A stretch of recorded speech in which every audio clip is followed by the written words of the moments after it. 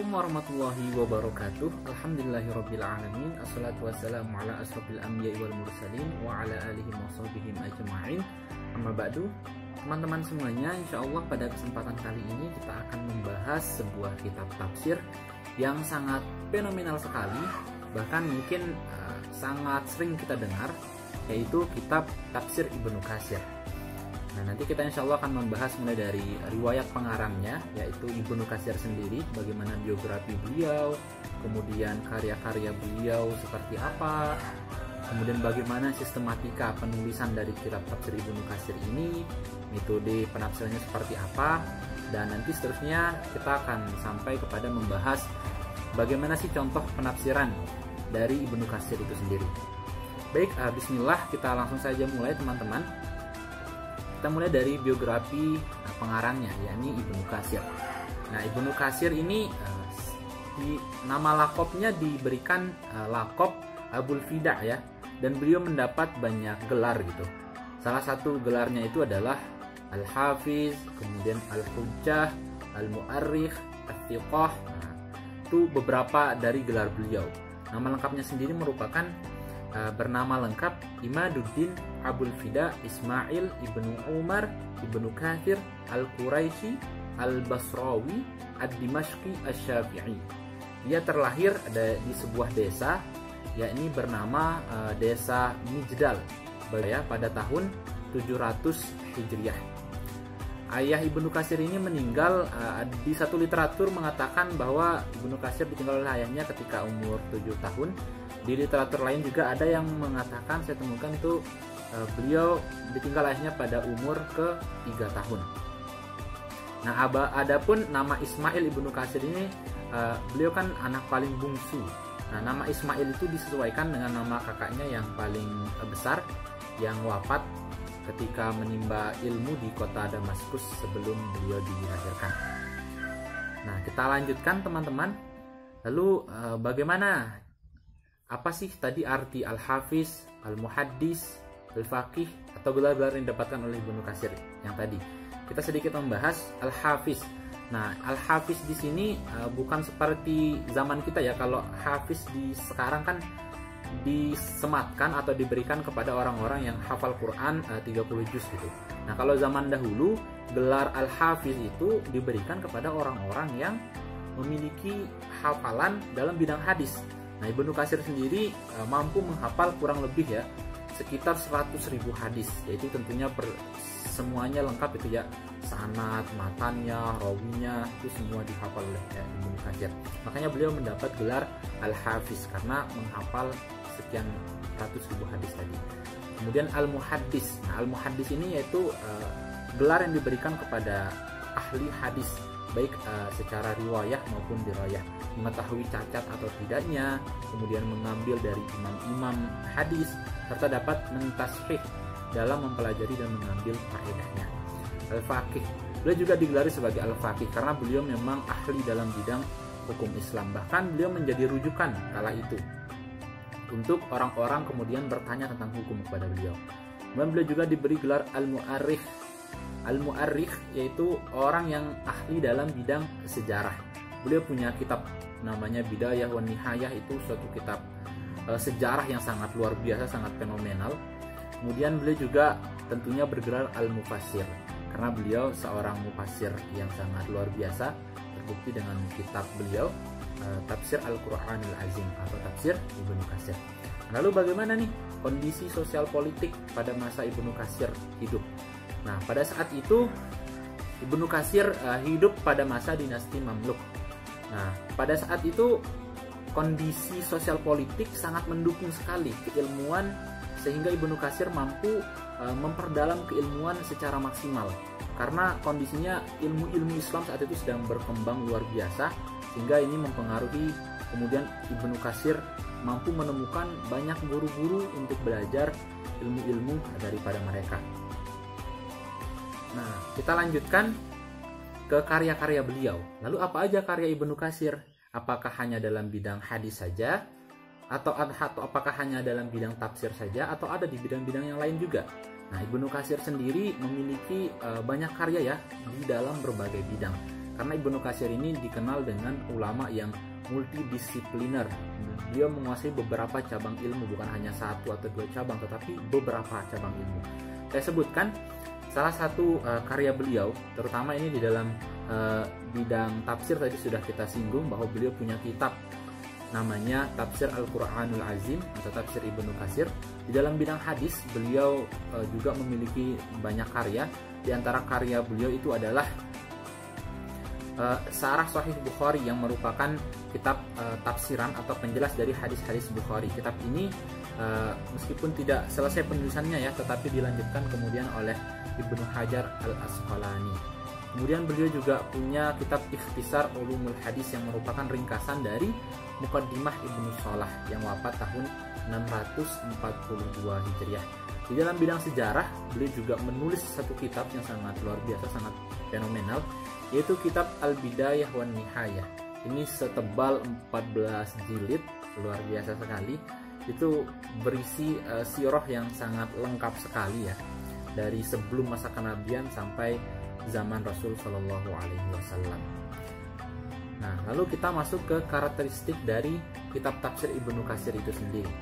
Mulai dari sistematika penulisan.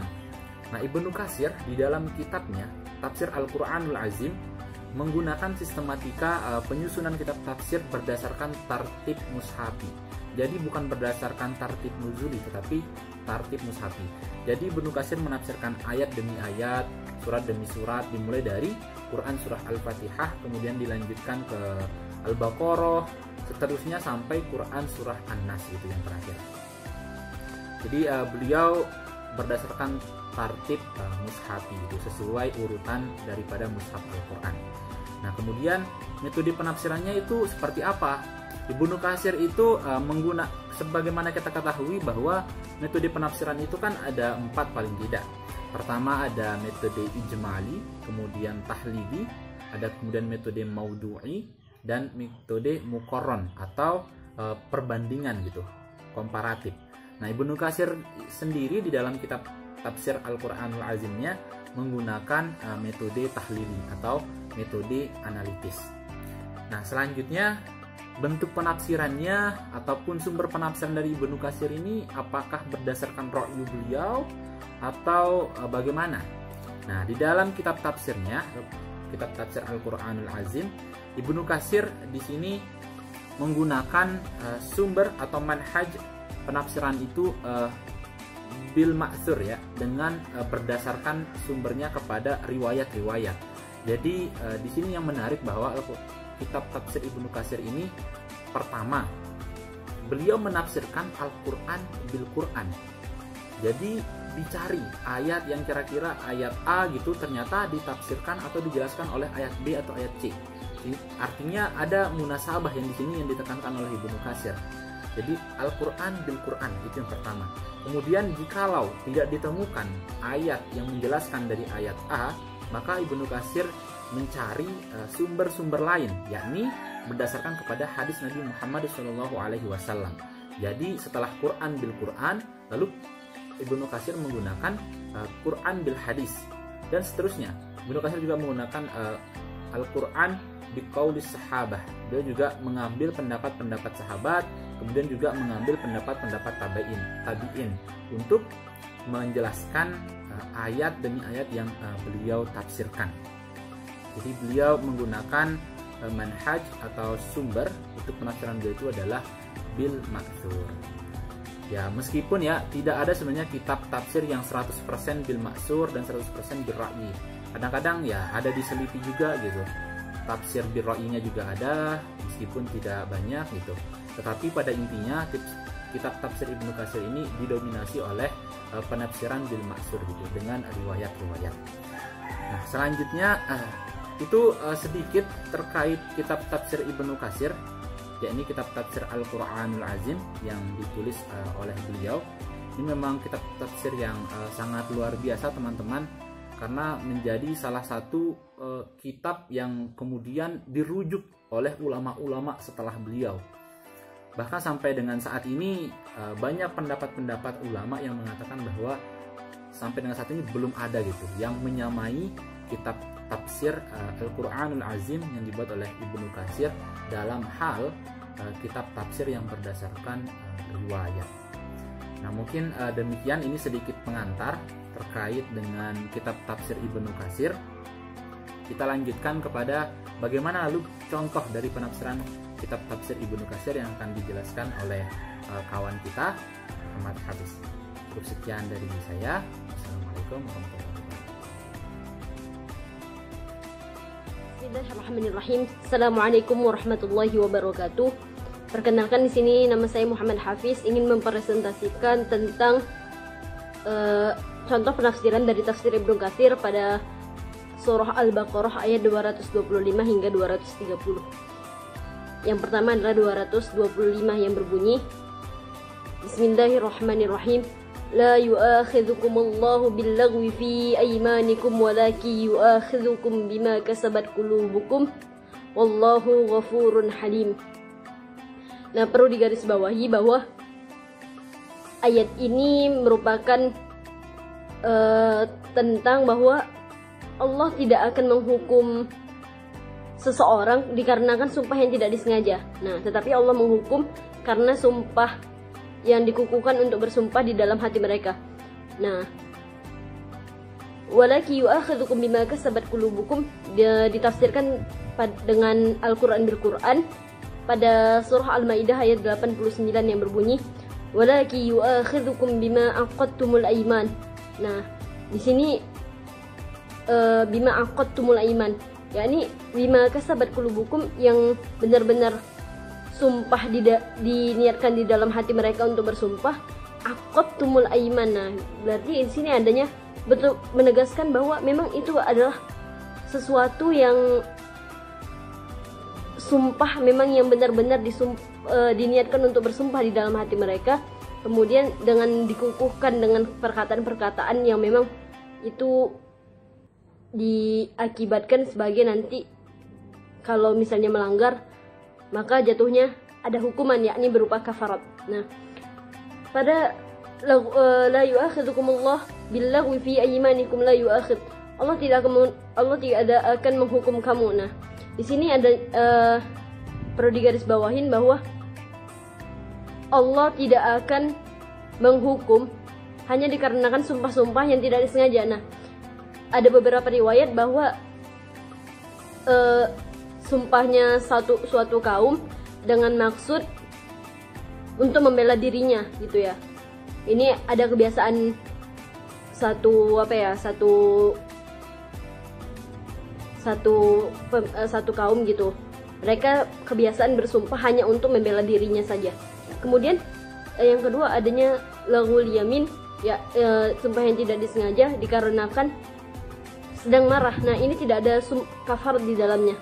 Nah, kemudian yang ketiga itu adanya sumpah tetapi hanya untuk menunjukkan bahwa dirinya itu sedang berkata jujur, walaupun pada realitanya nanti kejujuran dan realitanya itu sangat berbeda. Nah, itu tidak ada kafarat di dalamnya.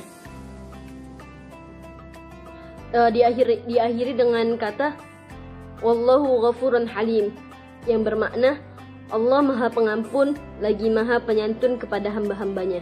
Kita next pada ayat selanjutnya, yakni ayat 226. Lilladzina yu'luna min nisaihim tarabbusu arba'ati ashhur fa in fa'u fa innallaha ghafurur rahim. Nah, artinya kepada orang-orang yang mengilah istrinya diberi tangguh 4 bulan lamanya. Kemudian jika mereka kembali kepada istrinya, maka sesungguhnya Allah Maha Pengampun lagi Maha Penyayang. Nah, berarti adanya kata ila, mengila, yu'luna itu artinya mengila.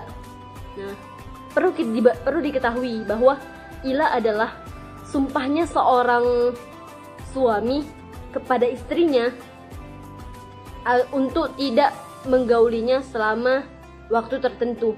Nah, bisa jadi waktu tertentu itu 4 bulan.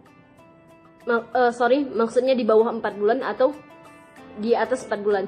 Nah, kalau misalnya di bawah 4 bulan, di sini Mufassir menjelaskan bahwa kalau misalnya di bawah 4 bulan, maka itu harus menunggu genap waktunya yang disumpahkan itu. Misalnya 30 hari, maka wajib tunggu selama 30 hari.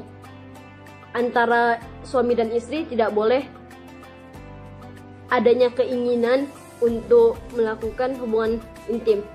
Dan pihak suami dan istri harus bersabar hingga 30 hari lamanya. Nah, itu misalnya gitu ya. Tapi kalau misalnya lebih dari 4 bulan, maka pada bulan keempat setelah ucapan janji itu atau sumpah itu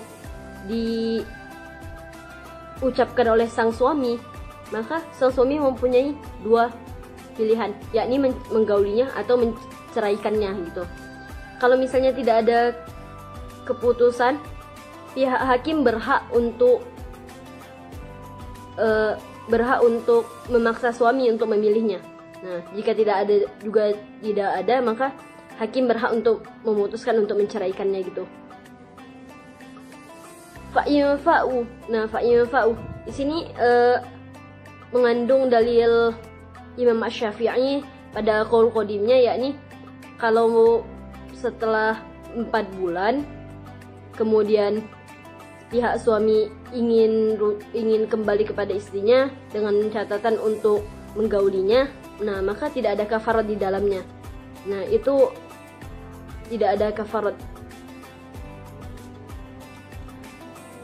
Kemudian ini dijelaskan pada hadis yang mana Rasulullah Shallallahu Alaihi Wasallam pernah bersabda, "Man halafa ala yaminin fara'a ghayra khairan minha fatarkuha kafaratuha." Nah, barang siapa yang bersumpah atas suatu hal lalu ia melihat hal lainnya lebih baik daripada sumpahnya tersebut, maka meninggalkan sumpahnya itu adalah kafaratnya. Nah, jadi seperti yang dibilang Imam atau yang pendapat Imam Asy-Syafi'i tadi, bahwa menggauli istrinya gitu ya, jika itu adalah suatu kebaikan yang lebih baik daripada untuk cerai gitu, maka dibolehkan dan itu tidak ada kafarat di dalamnya. Itu qaul qadim Imam Asy-Syafi'i. Tapi Imam Asy-Syafi'i mempunyai qaul jadid. Ditinjau dari segi keumuman lafaznya bahwa setiap sumpah itu jika melanggarnya terdapat kafarat. Maka kalau misalnya kembali sebelum waktunya habis ya, masa ilahnya habis itu, maka terdapat kafarat di dalamnya. Oke, yang kita lari ke ayat selanjutnya ya. Wa in azamut talaqa fa innallaha sami'un alim. Artinya, dan jika mereka berazam untuk bertetap hati untuk talak, maka sesungguhnya Allah Maha mendengar lagi Maha mengetahui. Nah, ini perlu digarisbawahi lagi sekali lagi bahwa talak tidak akan jatuh hanya karena berlalunya waktu masa ilah, yakni 4 bulan. Jadi kalau misalnya setelah 4 bulan itu tidak ada jatuhnya talak. Nah, kemudian pihak hakim berhak untuk memutuskan kalau misalnya keputusan pihak suami tidak ada antara memilih untuk menggaulinya atau menceraikannya. Pihak hakim berhak untuk menceraikan keduanya. Nah, jika pihak hakim menceraikan keduanya, maka di situ kan ada masa iddah seorang istri. Nah, Imam Asy-Syafi'i, Imam Hambali dan Imam Hanafi itu kalau mereka mau kembali, maka itu harus rujuk terlebih dahulu.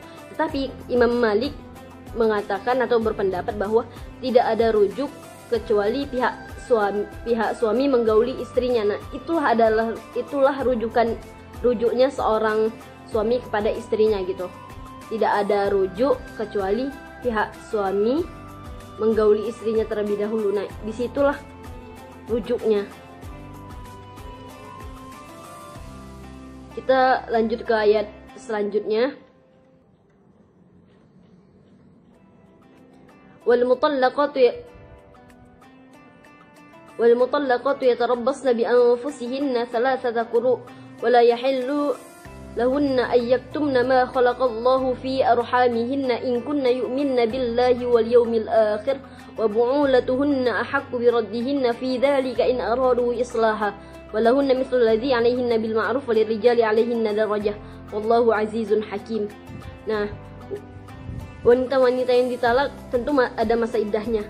Nah, mufasir pada ayat ini menafsirkan bahwa masa iddahnya seorang perempuan itu adalah 3 kali quru. Nah, quru di sini ada yang berpendapat bahwa itu adalah masa suci, ada yang berpendapat juga itu adalah masa haid. Nah, dan pihak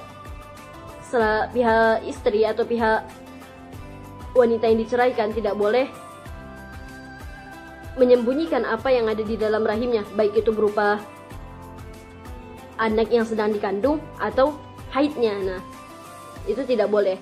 Itu harus ada harus adanya kejelasan dari pihak sang istri. Nah, kemudian in kunna yu'minna billahi wal yawmil akhir ini merupakan ancaman bagi mereka perempuan yang menyembunyikan apa yang ada di dalam rahimnya. Nah, wa bu'ulatuhunna ahaqqu biraddihinna, sang suami berhak untuk merujuk istrinya kembali pada masa iddahnya. Nah, perlu diketahui ya. Tapi yang perlu diketahui masa iddahnya itu adalah pada talak kedua, bukan talak 3. Nah, talak 3 itu tidak ada masa iddah lagi, melainkan itu adalah cerai. Nah, walau in aradu islaha. Nah, catatannya kalau misalnya suami ingin rujuk kembali kepada istrinya adalah in aradu islaha, untuk memperbaiki keluarga mereka. Nah, berkeluarga dengan baik, maka ini diperbolehkan. Walahunna mithlu alladhi 'alaihinna bil ma'ruf. Ini adalah dalil yang menunjukkan bahwa sang istri dan sang suami mempunyai hak yang setara. Antara satu yang sama yang lainnya hendaklah menunaikan haknya masing-masing. Kemudian walirrijali 'alaihinna darajah. Seorang suami mempunyai kelebihan. Nah, kelebihan itu berupa fisik, kemudian ketaatan pada perintah, kemudian dialah yang memberikan nafkah. Nah, itu salah satunya ya. Wallahu azizun hakim. Allah Maha Perkasa bagi orang-orang yang melanggar. Allah Maha Perkasa bagi orang-orang yang berlaku durhaka, lagi tidak mau melaksanakan syariat Allah, untuk mengazab mereka semua gitu. Hakim adalah maha bijaksana terhadap ketetapan syariat dan perintahnya. Kita berlanjut lagi kepada ayat setelahnya. At-talaqu marratan fa imsakum bima'rufin aw tasrihun bi ihsan wa la yahillu lakum an ta'khudhu mimma ataytumuhunna shay'an illa ay yakhafa alla yuqima hududallah fa in khiftum alla yuqima hududallahi fala junaha 'alayhima fima iftadat bih tilka hududullahi fala ta'taduha wa man yata'adda hududallahi fa ulaika humudz zalimun. Nah, di sini adalah talak yang boleh dirujuk adalah hanya talak kedua, talak 1 dan talak 2 gitu ya. Talak ketiga itu adalah cerai yang mengakibatkan mereka pisah. Fa imsakum bima'rufin aw tasrihum bi ihsan. Jika suaminya menghendaki, maka boleh rujuk kembali. Jika suaminya tidak menghendaki, maka boleh menceraikannya dengan cara yang baik pula. Suami tidak boleh mempersulit istrinya agar mengembalikan seluruh harta yang telah diberinya, baik itu sebagian maupun seluruhnya. Nah,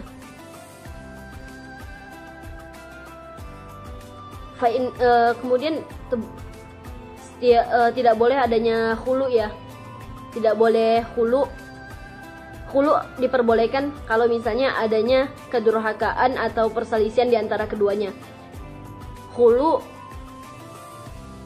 itu diperbolehkan dalam mazhab Imam Syafi'i ketika adanya perselisihan dan kesepakatan yang baik pula.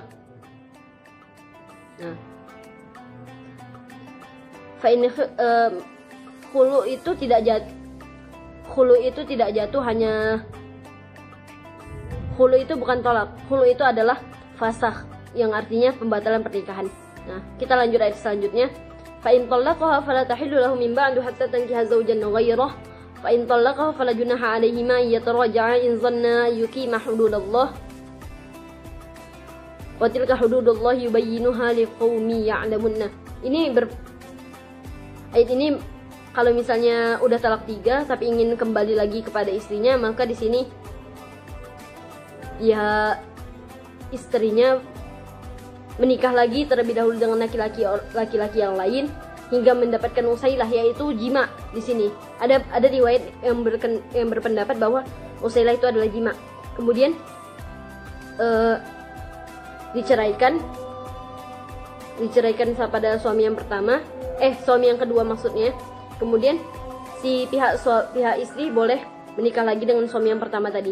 Nah, dan tidak boleh adanya muhalil dan muhallal, yakni adalah orang yang